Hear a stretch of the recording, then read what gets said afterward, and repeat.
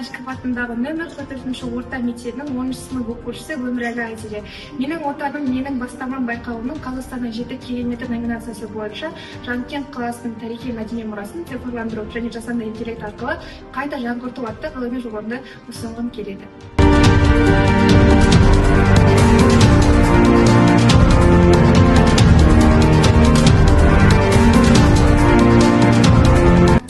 Сыр бойындағы ежелгі өркениеттің маңызды орталығы, ол біздің өткеніміздің айқын айғағы.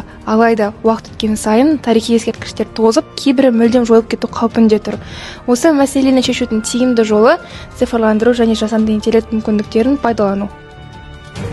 Біз Жанкент қаласын 3D модельдеу арқылы толық виртуалды форматта қайта жандандыра аламыз. Жасанды интеллект көмегімен көне ғимараттардың бастапқы бейнесін қалпына келтіріп, тұрғындардың өмірін, мәдениетін, тұрмысын визуалды түрде көрсетуге болады. Бұл тек ғалымдар үшін емес, оқушылар мен туристер үшін де үлкен мүмкіндік.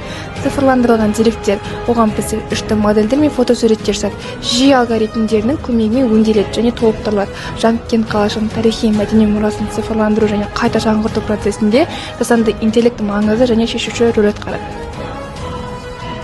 Біріншіден, жасанды интеллект деректерді классификациялау үшін қолданылады.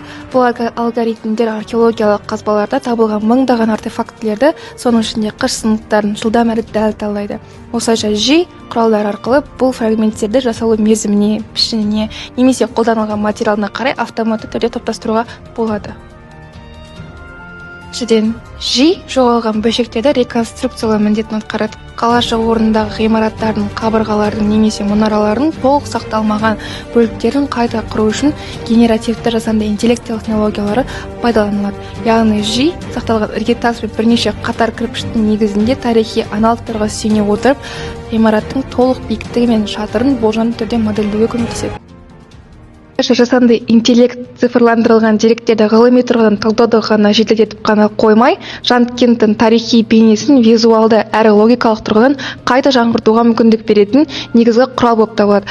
Виртуалды шындық арнайы VR көзілдіріктер арқылы қатысушыға Жанкент қаласының 9 және 11 ғасырлардағы қалпына келтірілген бейнесінің ішінде жүріп шығуға мүмкіндік береді.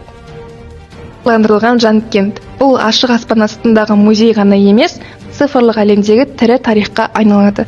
Мұндай жоба ұлттық мұраны сақтап қана қоймай, оны әлемге танытуға жол ашады.